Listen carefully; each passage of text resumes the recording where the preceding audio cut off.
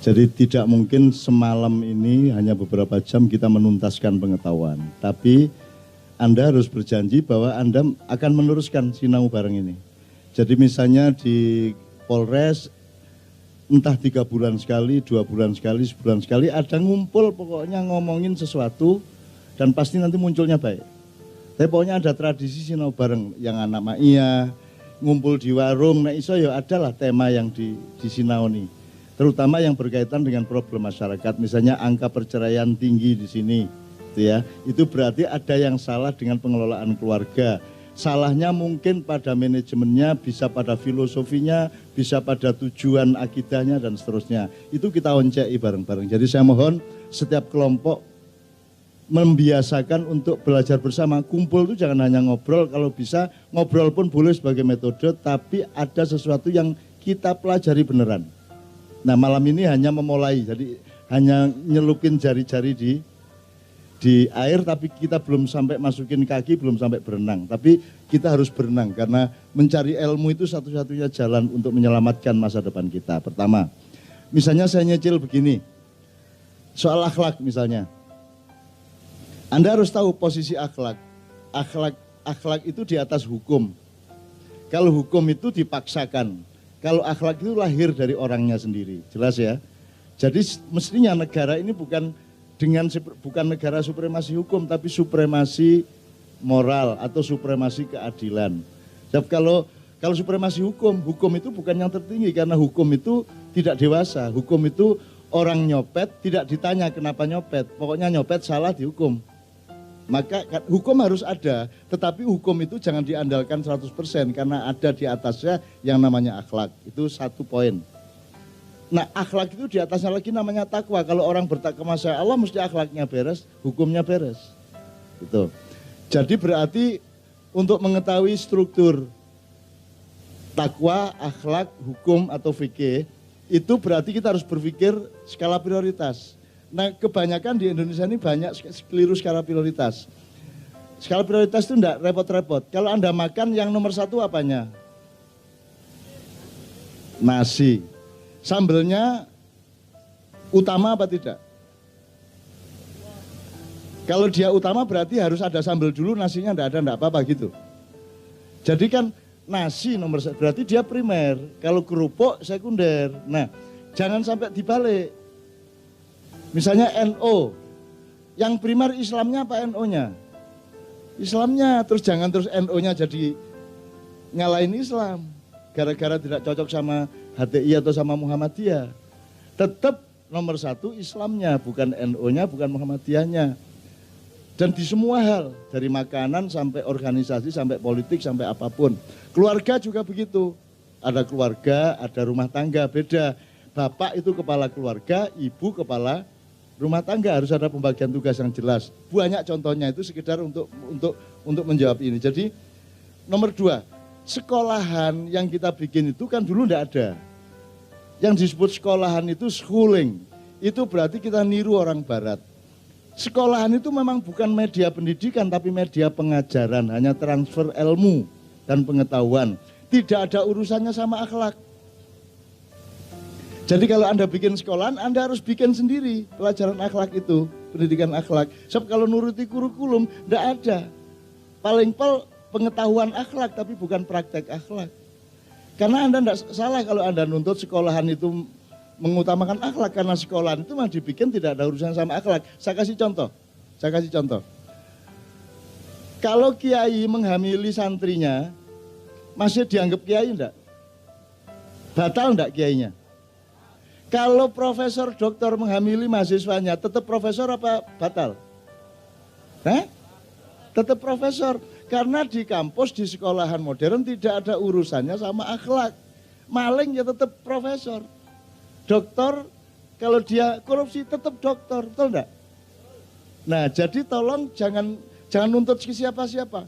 Kita bikin sekolah, kita harus bikin paket-paket akhlak. Makanya nomor 1 jangan pengajaran. Nomor 1 adalah dilatih pengalaman supaya dia berakhlak. Misalnya TK di taman kanak-kanak di Jerman atau di Finlandia atau di Jepang, itu bukan pelajaran. Anak-anak TK itu diajak ngelihat sawah supaya kenal air, kenal tanaman. Besoknya diajak ketemu panti jompo supaya ngerti bagaimana sopan santun kepada orang tua. Besok diajak ke pasar supaya ngerti bergaul. Jadi di sini kan enggak, TK disuruh hafal Quran. Tak gitu, orang tuanya juga nuntut-nuntut yang enggak. Jadi akhlak itu tidak bisa diajarkan, akhlak itu bisanya dilatihkan. Itu ya Mas. Dilatihkan, kalau diajarkan, saya tanya sama Anda, apakah ada koruptor yang tidak tahu bahwa korupsi itu salah? Semua koruptor ngerti secara ilmu bahwa korupsi itu salah, tapi dia tetap melakukan. Apa sebabnya? Karena memang urusan korupsi bukan urusan pengajaran dan pengetahuan, itu urusan akhlak, urusan mental, urusan moral. Nah kita kalau mengatasinya dengan dikasih tahu, hei kamu jangan melacur. Emang ada pelacur yang tidak tahu bahwa melacur tidak boleh? Ketemu maling, jangan maling. Loh, semua maling tahu bahwa maling tidak boleh. Kalau hukum dia tidak peduli. Maling, pokoknya maling apa dihukum berdasarkan barang yang dicuri. Kalau akhlak tidak ditanya kenapa kok kamu sampai nyuri. Oh istri saya mau melahirkan tidak punya duit, kepeksa nyopet misalnya. Itu namanya akhlak. Kalau hukum tidak peduli. Nah jadi petugas hukum harus tetap menjalankan hukum, tapi syukur dengan kesadaran moral juga. Makanya ada hakim, kalau hakim tidak boleh pegang hukum, hakim pegang keadilan. Misalnya gini, ada seorang tua dihukum karena apa, didakwa karena apa, si hakim tahu bahwa dia ini nggak salah secara akhlak, memang salah secara hukum, maka dia didenda 5 juta. Secara hukum dia tetap divonis didenda 5 juta, hakimnya kemudian berdiri, Bapak-bapak, secara hukum dia bersalah dan dia harus bayar 5 juta. Tidak mungkin mbah ini punya uang 5 juta. Sekarang saya punyanya segini, siapa yang urun sampai 5 juta kita kasihkan ke mbah ini sehingga dia bebas. Itu hakim yang benar. Jadi hakim datang ke pengadilan tidak membawa pasal, dia membawa rasa keadilan. Kalau pasalnya ada baru dikasih. Itu ya contoh ya Mas ya. Jelas ya. Nah, kalau kita kembalikan ke pemerintahan, polisi, tentara. Misalnya Anda baca surat An-Nas. Di surat An-Nas, Qul a'udzu bi Rabbinas. Kemudian kedua, Malikin Nas. Ketiga, Ilahin Nas. Ya. Ini tidak ada ajarannya, hanya disebut gitu dok. Tapi dia harus berjodoh sama akal sehatmu, sama imajinasimu, sama kecerdasanmu. Kalau Al-Quran dibaca tidak dengan kecerdasan, kamu juga hanya ngapalin tok, nggak ngerti maknanya. Akhirnya tidak bermanfaat untuk masyarakat. Yang pertama Allah hadir, Qul a'udzu birabbinas, Allah hadir sebagai pengayom, Rabbun. Yang kedua Malikin Nas, Allah hadir sebagai penguasa. Nomor 3 Ilahin Nas, Allah hadir sebagai yang paling kuat dalam kehidupan sehingga kamu harus menyembah dia. Nah orang nyembah celaka kamu, itu namanya Ilahin Nas. Kalau Malikin Nas yang berkuasa. Kalau Rabbin Nas yang mengayomi, yang mengasihi. Jadi Pak Polisi, Pak Tentara dan pemerintah semua, nomor 1 memerintah rakyat itu nomor 1 adalah Qul a'udzu birabbin nas. Defaultnya kepemimpinan adalah menyayangi rakyatnya, mengayomi rakyatnya. Itu bikin policy itu semua dengan semangat mencintai rakyatnya, gitu ya. Mengayomi rakyatnya, mengasihi rakyatnya. Karena urutannya Rabbin nas dulu. Kalau terpaksa baru pakai kekuasaan. Kalau terpaksa lagi baru pakai kekuatan. Loh, kamu tak tembak loh kalau gitu caranya. Kaki kirimu tak tembak loh kalau gitu. Itu Ilahin Nas. Kalau bisa jangan sampai terjadi yang Malikin Nas maupun kalau sampai memakai Rabbin Nas, insya Allah rakyat juga akan berkurang kriminalitasnya. Tapi kalau sampai pakai kekuasaan, ono dendame tak baleni ini caranya gitu. Makanya teman-teman sekalian, ada teori manusia itu kalau bisa hidup itu perjuangan untuk supaya Anda dicintai Allah dan sesama manusia. Nomor 1. Apapun, kamu jualan bakso, kamu jadi guru, kamu jadi apapun saja, perjuangan di dalam kesadaran kita adalah bagaimana supaya orang mencintai kita. Sampean jadi polisi, bagaimana supaya pengendara mencintai sampean. Ya. So kalau Anda tidak mencintai, kalau Anda tidak bisa dicintai, paling tidak dihormati. So kalau Anda tidak dapat 2 itu, sampean hanya terjatuh ke yang ketiga, yaitu bagaimana hidup ditakuti orang. Sampean milih mana? Dicintai, dihormati atau ditakuti? Sebab kalau Anda dicintai, Anda pasti dihormati dan pasti juga ditakuti. Tapi kalau Anda hanya ditakuti, diam-diam yang takut itu dendam, mangkel, benci, tidak mungkin menghormati dan tidak mungkin mencintai. Jadi perjuangan utama apa pejabat apa rakyat adalah bagaimana setiap hari engkau bekerja untuk menghasilkan cinta orang kepadamu. Maka nomor satu, cintailah setiap orang. Kan begitu, jelas ya Mas ya? Itu contoh dari akhlak tadi Mas. Jadi akhlak itu ada metodologinya. Antara lain dengan mendahulukan cinta kasih, mendahulukan pengayoman kepada rakyat. Maka Anda mendapatkan cinta dari rakyat. Rakyat tidak perlu dipaksakan berpartisipasi karena cinta Pak. Kan begitu, ya oke. Kedua. Oke, ya Pak. Ini masalah narkoba dan perceraian kita harus tangani khusus, makanya tolong ada sinau bareng di mana-mana. Syukur di kampung-kampung itu sebulan sekali, 2 bulan sekali, 3 bulan sekali, pokoknya anak ngelompok, enggak usah pakai ceramah. Dan celebung, asal murni. Makanya maknya itu sinau bareng, bukan ceramah. Tabligh itu tabligh akbar, tabligh itu artinya menyampaikan, mubalik itu yang menyampaikan. Yang menyampaikan dia dari ustadz, boleh jamaah menyampaikan ke ustadznya, boleh ustadznya menyampaikan ke jamaahnya. Itu. Berikutnya, saya kaitkan dengan yang watawaso bil haqi watawaso sabr dari kelompok Enggang. Jangan lupa Mas ya, ini ustadz kita dari TNI ya. Itu kalimatnya watawaso bil haqi, bukan anil haqi dan bukan watawaso anis sabri. Jadi bukan menasehati soal kebenaran dan kesabaran. Ayatnya tuh gini, kamu mengingatkan orang dengan sabar dan dengan benar. Ngerti nggak? Kalau belum waktunya ditegur nanti dulu. Sama istri harus hati-hati, sama suami harus hati, sama anak. Kalau belum saatnya, kamu harus tepat. Jadi harus benar. Menasihati itu harus benar.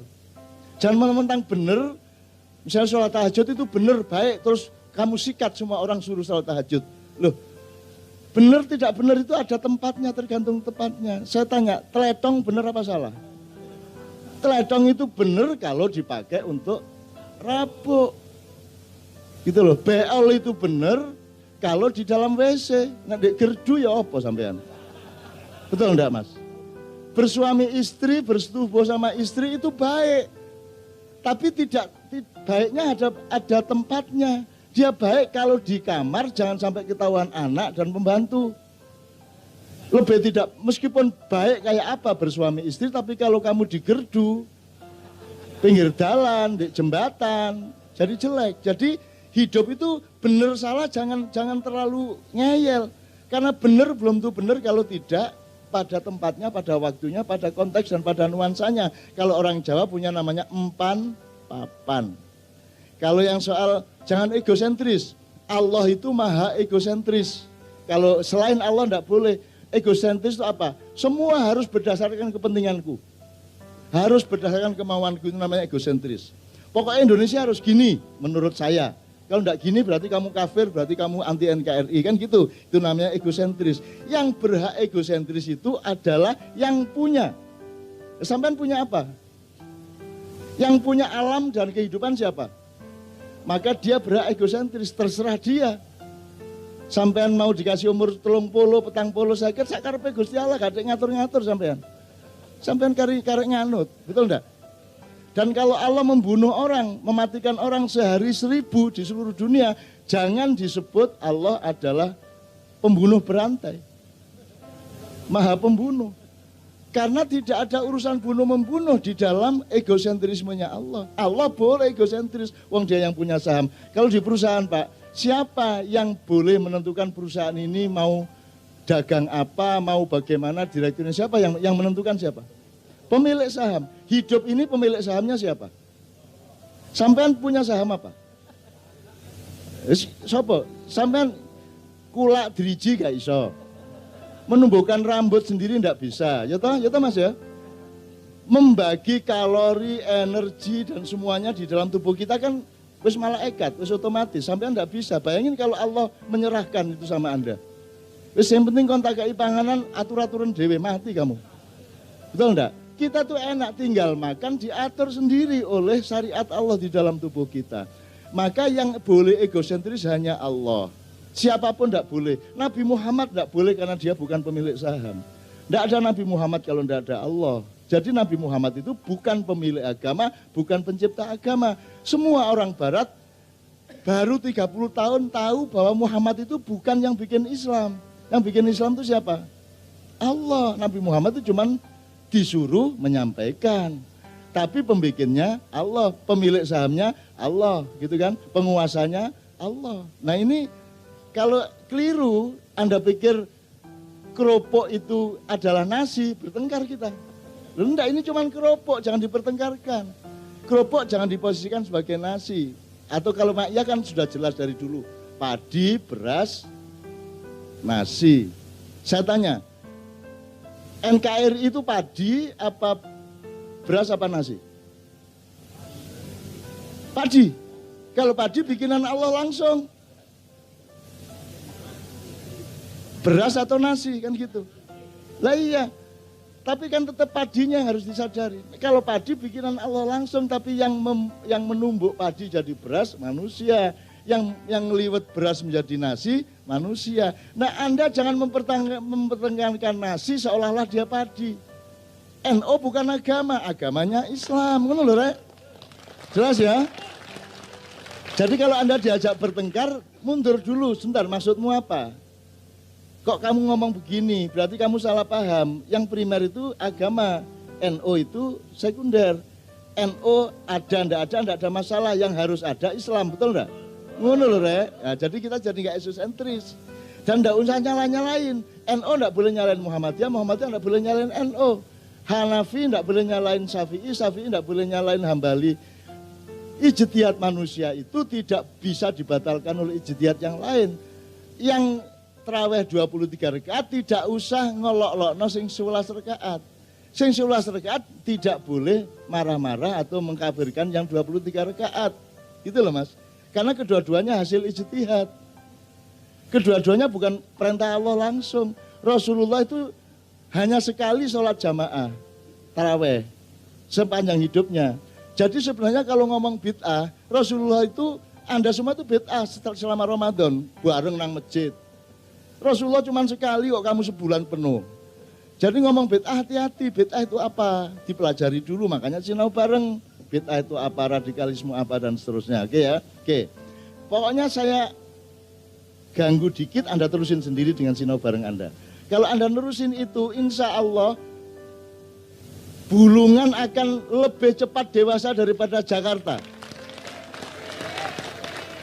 Jakarta itu syar'i. Ada apa syar'i, jilbab syar'i, hijab syar'i, apa mana Mas? Katok syar'i. Tidak ada syar'i itu. Syar'i itu milik Allah, syariat itu milik Allah. Misalnya manusia tumbuh, umur 23 stop. Ya, pohon tumbuh, umur sekian daunnya layu, itu syariat Allah. Ada syariat di alam, ada syariat di manusia, ada syariat di Al-Quran. Misalnya wudhu, wudhu itu syariat dari Allah. Mengusap wajah, mengusap tangan, mengusap rambut, kepala, dan mengusap kaki hanya 4. Mengusapnya bagaimana? Terserah.